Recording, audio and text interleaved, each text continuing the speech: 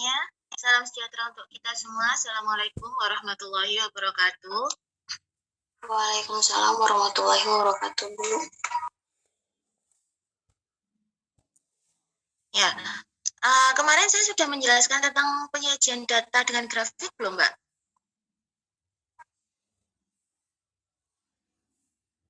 Belum ya?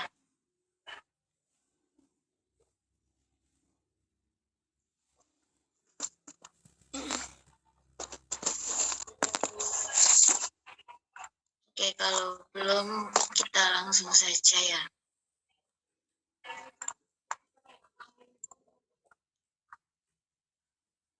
Penyajian dengan tabel dan grafik ini kemarin sudah saya sampaikan.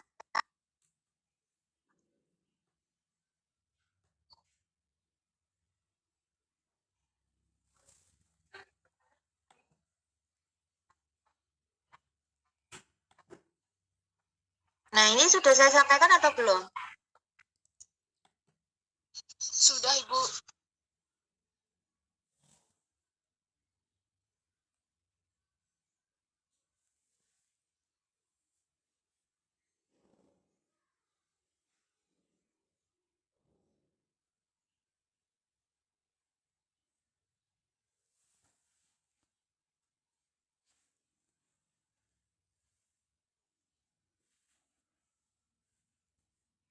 Ibu keluar. Oh, berarti ini sudah? Sudah, Ibu.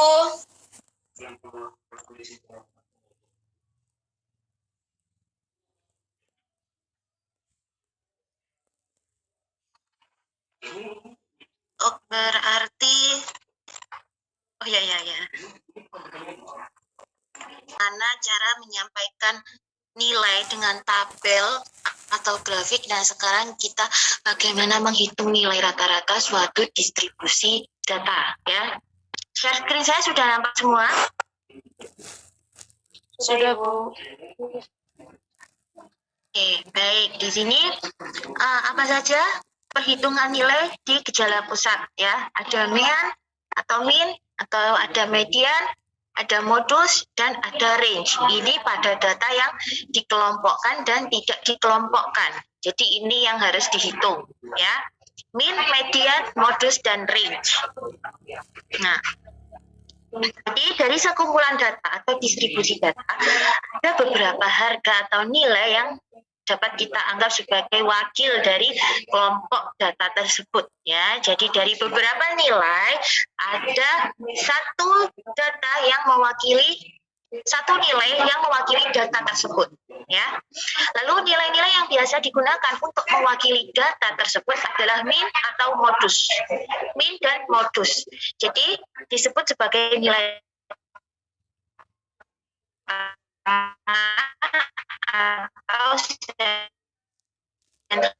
atau tendensi. Jadi hasil penelitian kalian.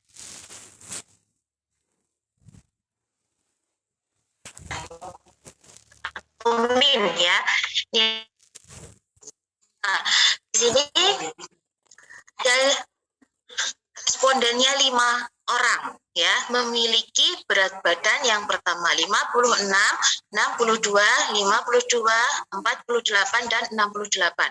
Jadi rata-rata dari berat badan 5 orang ini adalah 57. Dari mana hasil 57? Dari keseluruhan berat badan 5 responden ini dijumlahkan dan dibagi 5 ya. Itu untuk mengetahui min ya. Oke, bisa dipahami ya. Nah, berikutnya yaitu sifat dari min ya, merupakan wakil dari keseluruhan nilai. Min sangat dipengaruhi dari nilai ekstrim, baik ekstrimnya yang terkecil maupun yang terbesar. Jadi data ini apabila dicari minnya, nah nilai ini, jadi sekumpulan nilai ini sangat dipengaruhi oleh jumlah nilai yang terkecil ataupun terbesar. Nah, contohnya seperti ini. Di tengah-tengah ada angka 90 ya. Ini sangat mempengaruhi dari nilai min ya. Jadi bagaimana menyederhanakannya?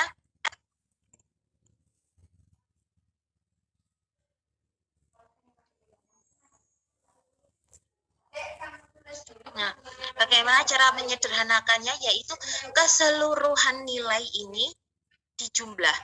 Nah, di sini ada nilai 90. Nah, 90 ini ada nilai yang ekstrim besar, ya. Karena yang lainnya rentan antara 4, 5, dan 6, dan ini 90 sendiri, jadi ini tidak usah diikutkan. Jadi yang dijumlahkan hanya 56, 62, 48, dan 67. Ini dijumlahkan dan dibagi 5. Nah, hasilnya 40,6. Nah, ini bisa menempati posisi di angka 90. Nah, ini yang namanya sifat dari min, yaitu mereka yang dapat dipengaruhi nilai ekstrim, baik kecil ataupun besar, ya. Nah, ya. Nah, di sini ada median, ya. Median adalah nilai yang terletak pada observasi yang di tengah. Kalau data tersebut telah disusun, ya, disebut juga nilai letak, ya. Posisi median adalah nilai plus 1 dibagi 2. Ini rumusnya median, ya. Nilai median adalah nilai di setiap pada posisi tersebut. Oke, kita langsung ke contohnya saja. Jadi contohnya masih 5 orang dewasa disusun menurut besar kecilnya nilai, ya. Jadi mulai terkecil sampai terbesar, ya. Contohnya masih sama dengan rata-rata, yaitu ada 48, 52, 56, 62, dan 67. Bagaimana menentukan posisi median, ya, yaitu 5 jumlah responden ditambah 1 dibagi 2. Jadi nilai observasinya adalah nilai ketiga. Jadi nilai ketiga dari depan, ya. Jadi dikatakan nilai median adalah yang angka 56, ya. Nah, kalau datanya genap atau jumlahnya genap, posisi mediannya terletak antara dua nilai. Nah, kalau yang tadi adalah contohnya datanya jumlahnya ganjil, ya. Nah, sekarang kalau datanya genap, di posisi mediannya itu terletak antara dua nilai.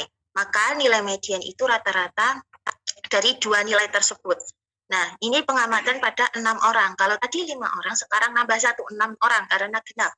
Ada 48, 52, 56, 62, 67, dan 70 kilo. Jadi posisi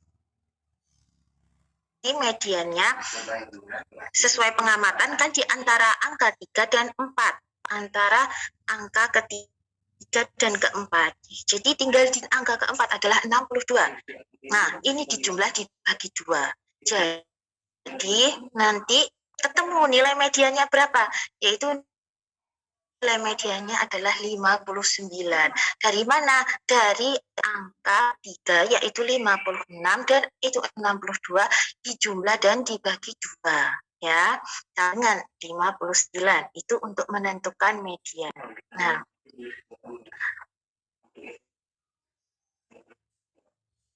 ini adalah kelebihan atau sifat dari median. Jadi kalau tadi min itu nilai yang dipengaruhi oleh nilai ekstrim besar atau kecil.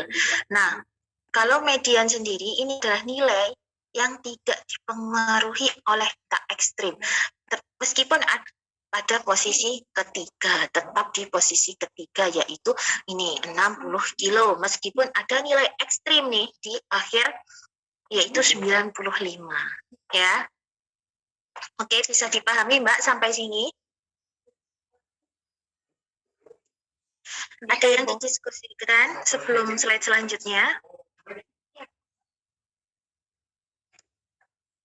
Oke, sekarang bagaimana menentukan modus, ya? Modus itu apa? Yaitu nilai yang paling banyak ditemui dalam satu pengamatan, ya. Ada beberapa kemungkinan. Yang pertama, tidak ada nilai lebih banyak atau banyak diobservasi jika tidak ada modus. Nah, yang nomor 1 ini adalah nilainya ini dianggap tidak ada modus karena tidak ada yang berulang nilainya. Tidak ada nilai yang sering ditemui, ya. Dalam 5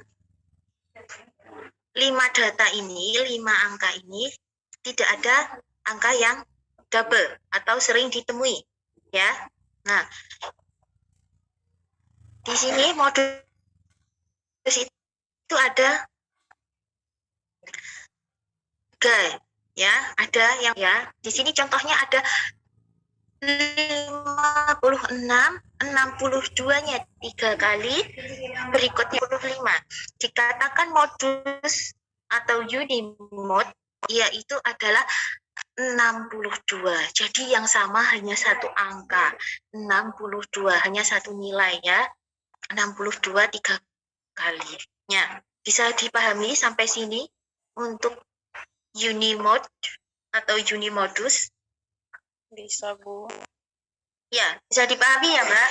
Bisa, Bu. Nah, oke. Nah, selanjutnya ini ada 2 modus, ya, atau bisa dikatakan bimode, ya. Di sini angka yang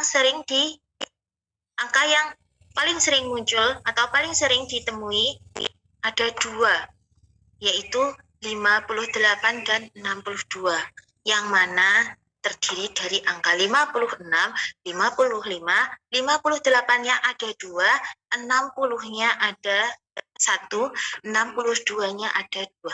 Jadi nilai yang paling sering muncul itu ada 2, yaitu 58 dan 62 atau bimodus, ya. Ini adalah modus tipikal modus yang kedua, ya. Nah, yang ketiga yaitu ada multi, yaitu lebih dari 2, ya. Nah, di sini ada 55, 56, 62, 61, 58. Ya, berarti nilai yang paling sering muncul ada 3. Ya, apa saja? Berapa saja nilai yang sering muncul? 55, 56, 5556 Bu, 62. Ya, benar sekali. Ya, ada 55, 56, 62. Ya, ini adalah multimodus atau multimode, ya. Nah, ini nanti bisa dikerjakan, ya, latihannya. Nah, kita lanjut ke hitungan standar deviasi, ya. Dengan mengetahui nilai rata-rata saja, informasi yang didapat kadang bisa salah interpretasi. Jadi misalnya dari kedua kelompok data diketahui rata-ratanya sama. Kalau hanya dari informasi, ini kita sudah menyatakan bahwa dua kelompok ini sama. Tetapi mungkin saja kita bisa salah kalau tidak diketahui bagaimana bervariasinya data di dalam kelompok tersebut, ya. Ini masuk pada ke perhitungan standar variasi, ya. Nah, nilai variasi menunjukkan bagaimana bervariasinya data di dalam satu kelompok. Data itu terdapat nilai rata-ratanya, ya. Jadi semakin besar nilai variasinya, maka semakin variasi juga nilai data yang ada pada nilai tersebut, ya. Ada bermacam-macam nilai variasi, yaitu ada range atau rentang, yang kedua ada rata-rata deviasi sendiri, yang ketiga yaitu varians, yang keempat yaitu ada standar varian, ya.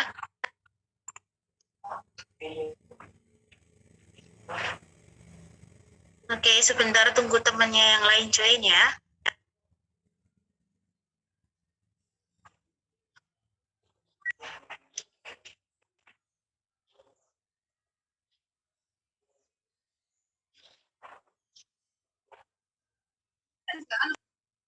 Nah, ini adalah macam-macam nilai variasi. Oke, kita masuk ke ini yang pertama, yaitu range atau nilai yang menunjukkan sebuah perbedaan dari pengamatan yang paling besar dengan yang paling kecil. Jadi range atau rentang, ya. Di sini tetap contohnya ada berat badan 5 orang dewasa, ya. Nah, di sini nilai yang paling kecil adalah 48 dan nilai yang paling besar adalah 60. Caranya bagaimana untuk mengetahui rentan kelima berat badan ini? Yaitu dengan cara mengurangi berat badan yang terbesar dengan berat badan yang terkecil. Nah, di sini terbesar adalah 67. Dikurangi berat badan terkecil yaitu 48. Hasilnya berapa? 19 kilo. Nah, inilah range ke 5 berat badan orang dewasa tersebut, 19 kilo. Nah, oke. Nah, di sini kedua ada rata-rata deviasi atau mean deviation, ya. Jadi ini adalah rata-rata dari seluruh perbedaan, ya. Pengamatan dibagi banyaknya pengamatan untuk diambil nilai mutlaknya. Nah, ini rumusnya, ya. Nah, ini kita langsung ke contohnya. Ini adalah contoh dari mean deviation, ya. Di sini mean-nya sudah diketahui adalah 57, ya. 57 kilo, ya. Dari 57 ini dari mana? Ya, ini berat badan kelima orang ini. Loh, kok balik lagi? Ini belum selesai loh dia. Jadi minnya ketemu 57, ya. Dari apa? Dari jumlah berat badan 5 orang ini dibagi 57. Untuk MD-nya, nah, untuk nilai MD-nya yaitu penyimpangan di setiap data. Nah, ini muncul 9, ya. Di sini yang pertama muncul 9, ada 5, ada 1, ada 5, dan ada 10. Ada yang bisa menjelaskan ini?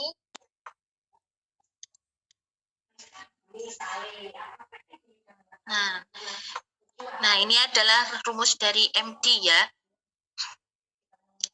Rata-rata dari seluruh perbedaan pengamatan dibagi banyaknya pengamatan. Jadi ini.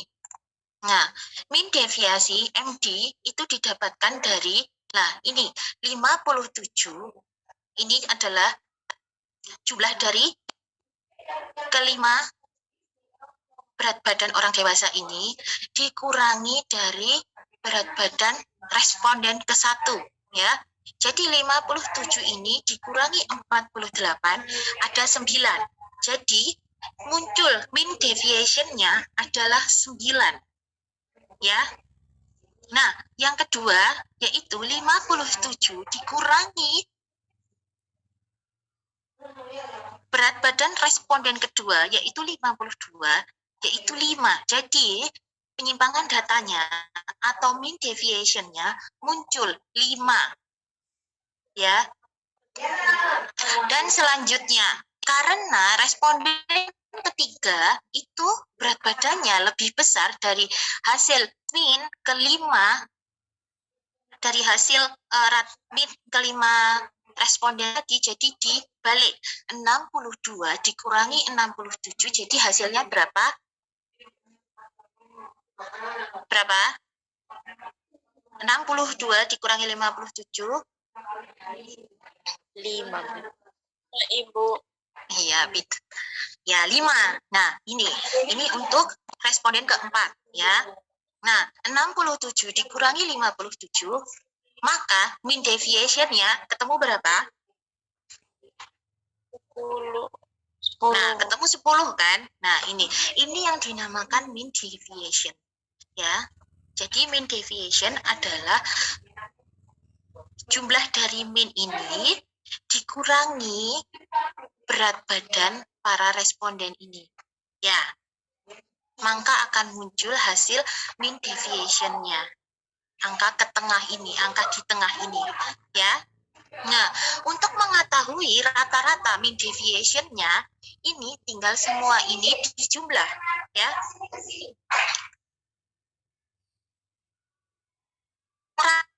Semua mean deviation ini jumlah dan dibagi 5, nanti akan muncul kan, ya.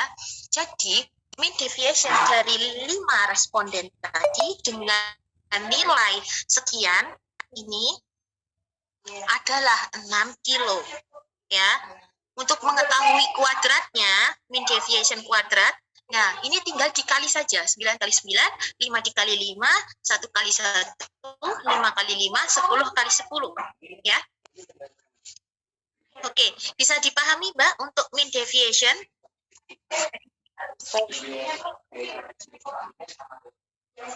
Ya, oke. Baik, kalau begitu kita lanjut ke slide selanjutnya.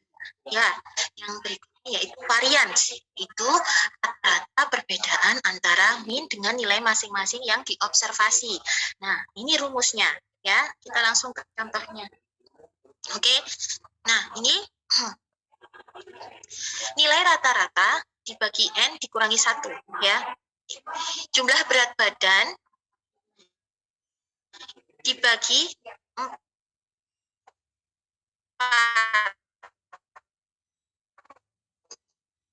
Ya, ini dari MG ya.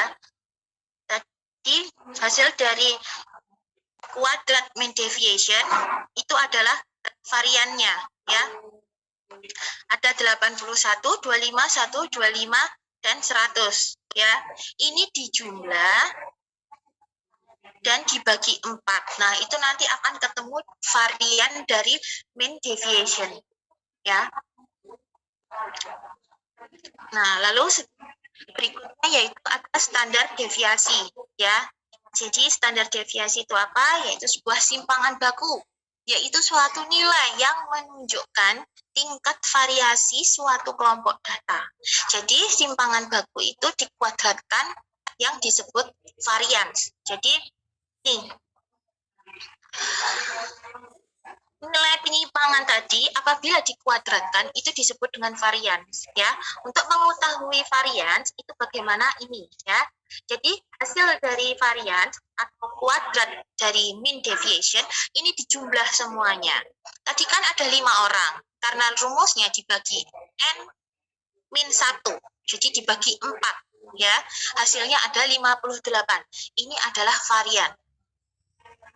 Oke, ya, bisa dipahami, Mbak? Ada yang didiskusikan sebelum slide selanjutnya?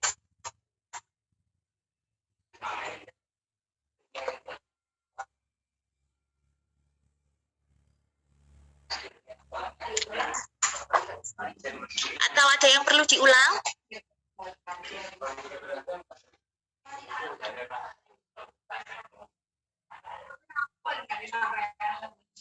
Gimana? Atau ada yang perlu diulang?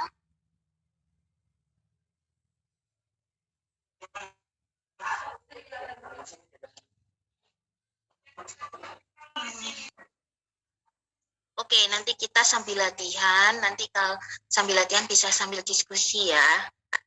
Oke, ini yang dinamakan varian ya. Varian itu adalah hasil kuadrat dari mean deviation ya.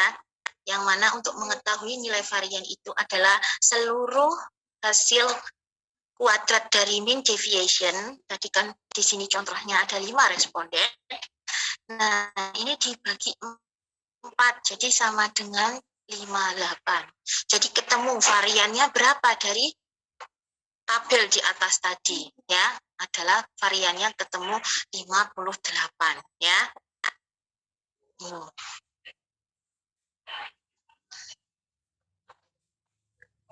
Lalu standar deviasi yaitu standar simpangan baku, yaitu yang menunjukkan tingkat variasi satu kelompok data. Yaitu jika simpangan baku ini dikuadrankan, namanya adalah varian. Lalu simpangan baku untuk data sampel atau S dan variannya S kuadrat ya, itu adalah cara penulisannya. Lalu simpangan baku untuk data populasi, ini tandanya ya, atau bacanya so ya. Kalau varians so kuadrat ya. Nah, ini rumus dari standar deviasi ya. Akar kuadrat dari varian sama dengan S kuadrat. Nah, nanti Nah, di sini ada S sama dengan, karena variannya tadi ketemu 58, jadi akar dari 58 berapa? 7,6. Ya, gini. Oke. Nah, ini juga ada latihan. Nanti kalau sudah mengerjakan latihannya, saya jamin bisa ya. Saya jamin paham. Sangat mudah sekali. Ya.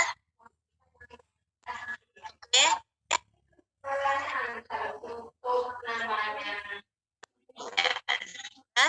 Ada yang diskusikan lagi atau ada slide yang harus saya ulang, Mbak? Bagaimana?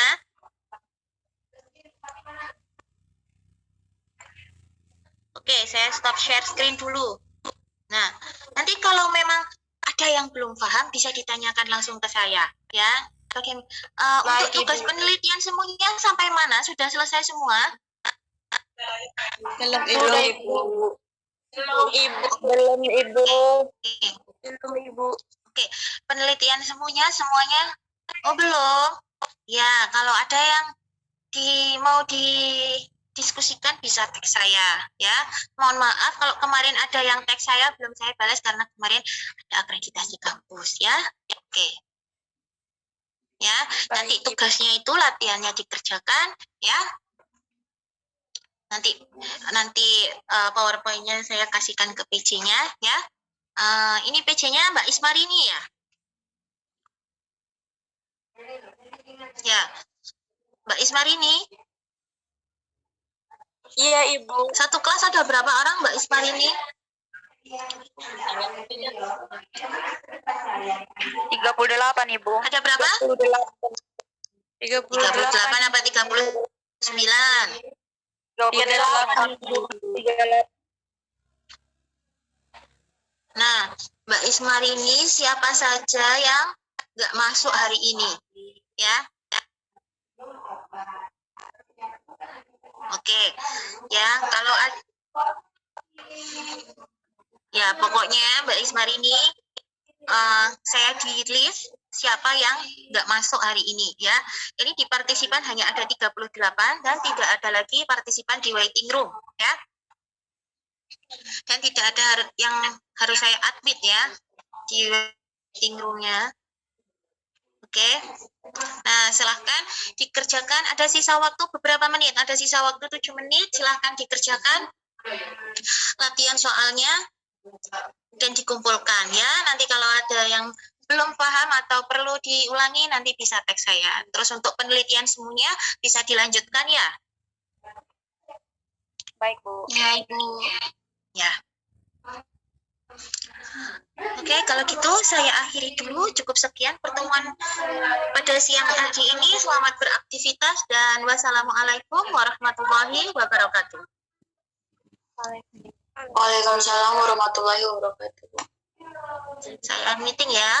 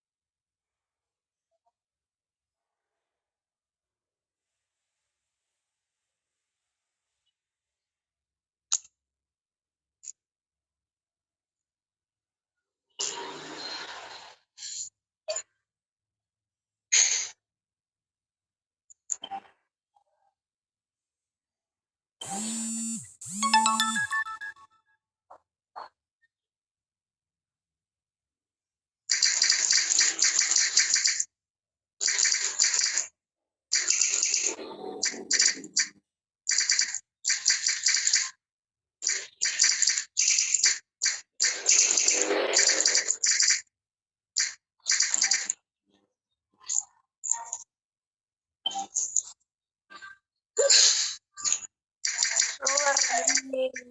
Udah keluar.